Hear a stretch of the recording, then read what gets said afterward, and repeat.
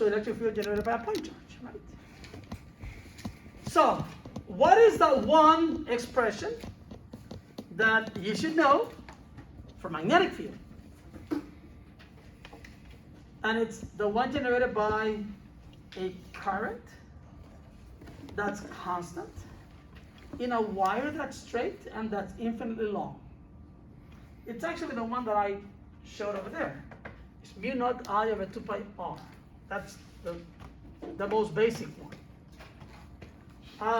So, suppose we have a wire that this ruler represents now a straight wire, and there's a current going that way to your right. So I'll put it here. So there's a wire, current going this way, and you'll put it like that.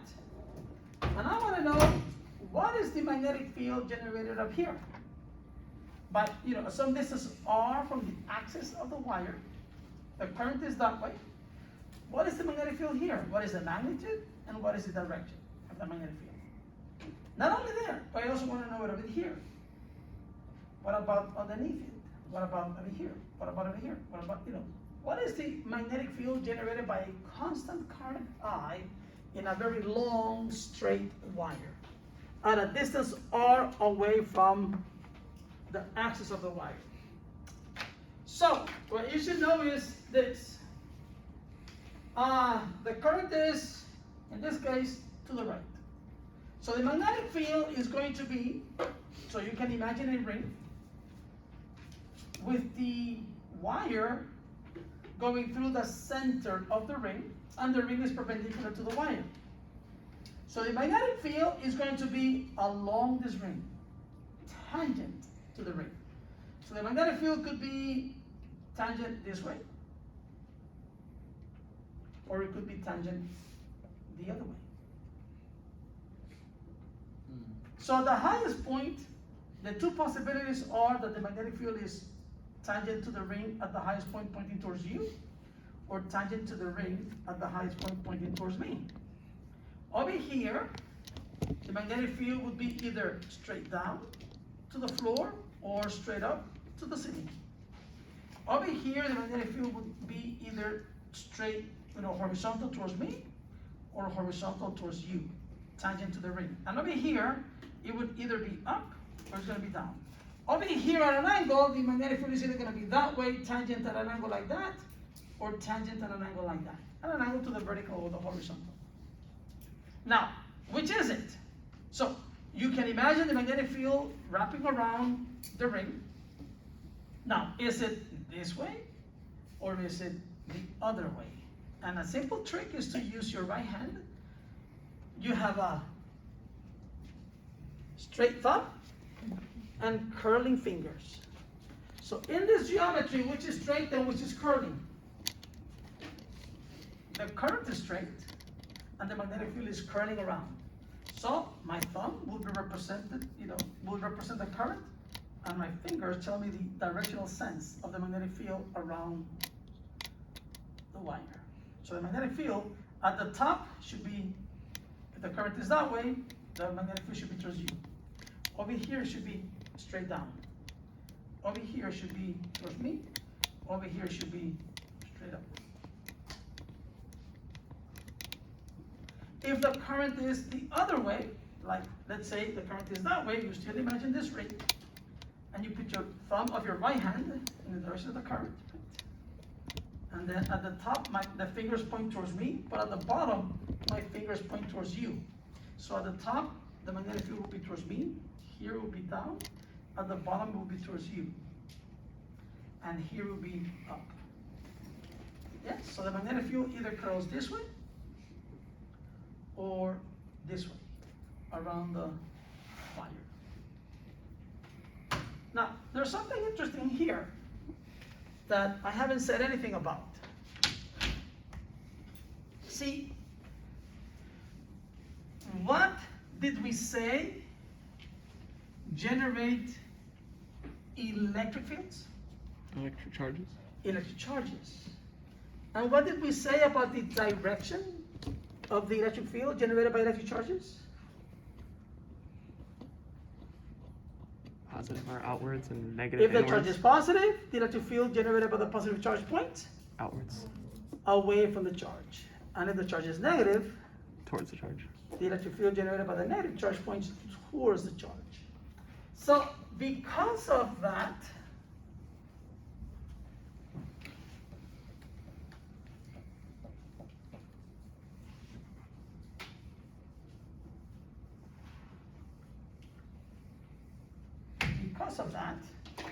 like if you have a positive charge, right? Over here, the electric field points away. Over here, the electric field points away, right? Over here points away, right? Over here points away. But if you have a negative charge, right? Over here, the electric field points towards it, right? Over here points towards it. Over here it points towards it. Over here points towards it. This way, right? So I could say that the electric field, if you ask me over here, it's this way, right? If you ask me over here, it's this way. So I can say that the electric field ends on the negative charge. And here I can say that over here is that way, over here is that way, over here is that way, over here is that way. So I can say that the electric field begins. I can say that the electric field begins on the positive charge and may extend to a negative charge. Or if there are no negative charges over here, the electric field can go to infinity. So the electric field ends on a negative charge or extends out to infinity. But I can argue that there's a beginning and an end. And the reason why there's a beginning and either an end over here or at infinity is because electric fields are generated by electric charges, and electric charges exist. In the case of magnetic fields, right? What did we say generates magnetic fields? Did we say they are generated by magnetic charges? So there are no magnetic charges in nature. So they should have no beginning and no end. But if they exist and they have no beginning, no end, you can argue they might end at infinity, but over here in the vicinity, they have to form closed loops. And that's why, in this case over here, right? If I ask you, what is the magnetic field over here, with the current being this way, at the top, the magnetic field is tangent to the ring that I imagine towards you. But notice that the magnetic field curves around. It's like, where, if I look at this, right, where does it start, where does it begin? I mean, we can argue where a circle begins and where a circle ends, right? It's actually any point, right? So, because magnetic fields are not, as far as we know, generated by magnetic charges, then they don't really have a beginning. You can argue, well, yeah, they can end at infinity, but they don't end on some point, because then that would be indicative of maybe there are charges then associated with magnetic fields called magnetic charges that generate these magnetic fields, and so they would have a beginning and an end, but as far as we know, there are no magnetic charges in nature, so they form closed loops. All right, so let me write down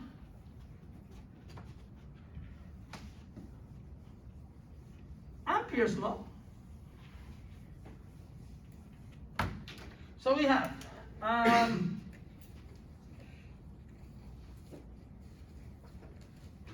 think Ampere's is like that. I don't know, there's an accent in there, but anyone here know French?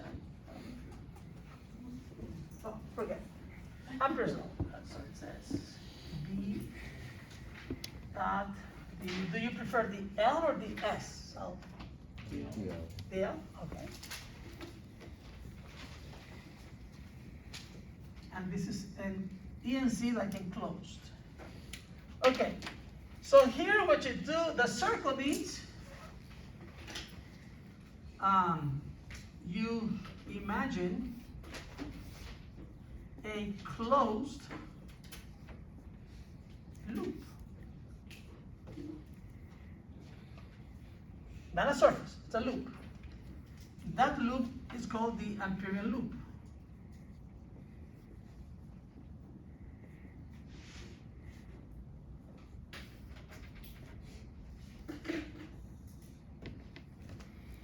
So that's what the circle means. You're gonna consider a whole loop that, and closed, not an open loop, but closed. B, this is the magnetic field at the loop that you imagine, at the Imperial Loop. So the loop that you imagine has to pass through the point where you're asked to calculate the magnetic field. The L is an infinitesimal length along the loop. Just a length. Mu naught is a constant. Right? This is known as the magnetic permeability of free space, of vacuum. Free space is vacuum. And I enclosed is the net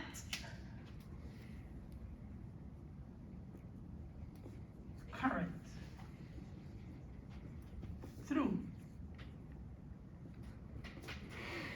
the loop, the Imperial Loop. And later on, in a later chapter, there's something subtle about this, but I'll come back to that later on. So that is Ampere's law. And it's useful only, this is only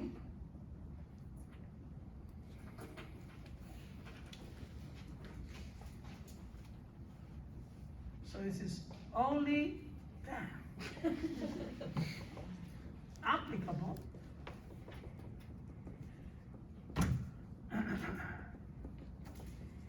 when the current remains constant.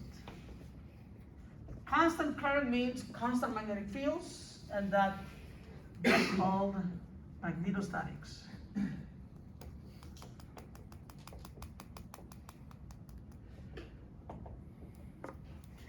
Okay. Later on, in another chapter, 39, I think it is, we'll see what happens if the current is increasing. Let's say the current is getting bigger, right? So how do you calculate the magnetic field? And what will happen is that we'll have to add something to this equation to make it more general, so that it doesn't just apply when the current is constant, but also when the current is changing with time. So we'll deal with that later on. For now, we're just going to do the simple case, or the simpler case, right? And go over some examples. Just erase this first. So now I want to consider some applications, some examples of Ampere's law.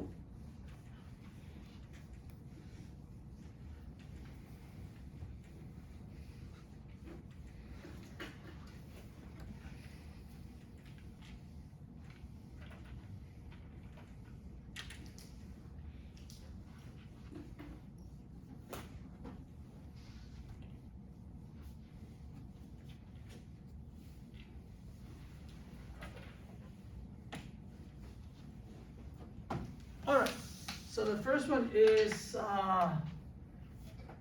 so this is extra example number 3, right?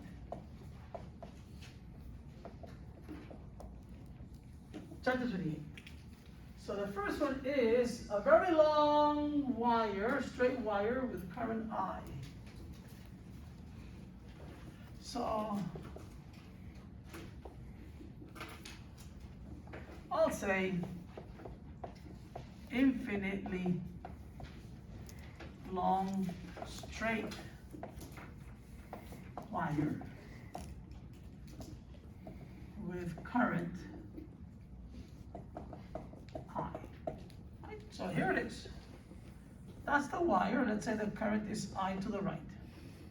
And I want to know what is the magnetic field, well, somewhere in space, like right there.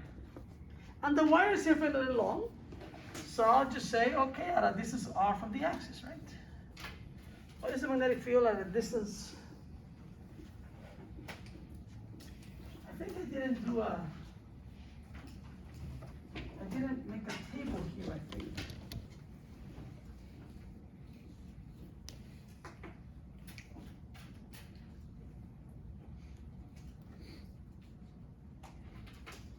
Because what we imagine over here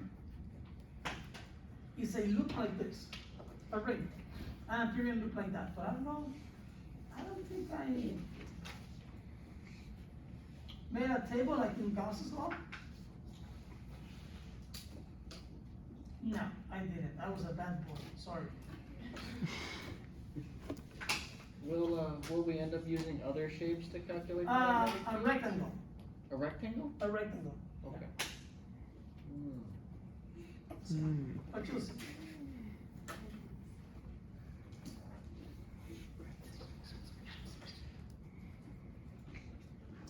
Okay, so here's the problem. We have a very long straight wire. The current is to your right, and I want to know the magnetic field at the top. Now, we already know the direction. I told you, right? What is the direction? Towards you. Horizontal, towards you. So at that point on the board, which way is that magnetic field pointing? Out of the board. Out of the board, exactly. And this is the Imperial loop that I have to imagine. So it's going to be a circle, so that the wire is going through the center of the circle and perpendicular to the plane of the circle. This loop doesn't exist. It's something that I am imagining. And I call it the Imperial loop. Now, the magnetic field is this way, tangent to the loop. And the L, this guy, has to be an infinitesimal length along the loop. So the L would also be this way, this way, this way, this way. I could take it the other way, but since the magnetic field is that way, I'll just make my life simpler. I'll take the L in the same direction as the magnetic field. So I'm going to try to draw that on this board, which is not easy, but it's there's like a loop like this, and at the top, magnetic field comes out. Gee, I don't know I'll just say out, and the L, the infinitesimal length, the L is also out. At the bottom, the L will be into the board, but so will the magnetic field. The point is that we use Ampere's law, and we go like this. P dot dl equals mu naught I enclosed. Now, this is a dot product, not a cross product anymore, right? And how do you calculate a dot product? It's the magnitude of one vector multiplied by the magnitude of the other vector multiplied by the cosine of the angle between them. What is the angle between B and the L over here? 0. And what about at the bottom? 0. And what about at every other point? 0. The magnetic field and the like over here, the L would be this way, and the magnetic field would also be that way. And the angle between them is going to be 0. So this will be the magnitude of the magnetic field times the magnitude of the L times the cosine of 0 degrees. And that equals mu naught. Now, what is the total current piercing going through this loop? I. Do it over here. What's the total current going through this loop? I, the current in the wire. That's it. All right. So that should just be on the right-hand side, I. Because that's what I call the current in the loop. Now, The cosine of theta is 1. Now, why do I choose a ring? For one thing, notice that if this is the magnetic field at the Imperial Loop, it's the magnetic field on the ring, right? At the location of the ring. And the ring is everywhere at the same distance away from the current in the wire, from the center. Always at the same distance away. So that means that I expect that as I move away from the current in the wire, the magnetic field is going to get smaller, smaller, smaller, smaller. But if I stay at the same distance away, the magnitude should be the same. So therefore, that B, I expect it to be the same everywhere throughout the Imperial Loop, because I chose a ring with the wire going through the center of the ring, so that I can pull that outside. And then therefore, this becomes this times 1, and this is mu naught I. But what is the meaning of the integral of the L? What is the meaning of this? The circumference of the ring? Exactly, it's the sum of all the DLs around the ring. So it's that DL plus the next DL plus the next DL plus the next DL plus the next, all of that is just going to give me the total length of the ring, which is the circumference of the ring, which is? L. 2 2 pi r. 2 pi r. So this just becomes B times 2 pi r equals mu naught I. And the next line is the answer.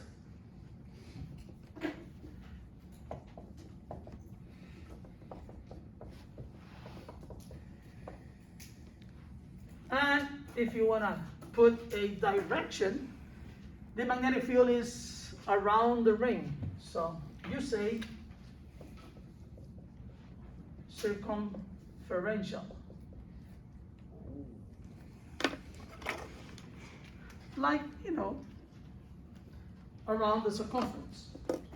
Do you specify which way it's circumferential? So, no, in this case, usually the question is, what's the magnetic field at the top?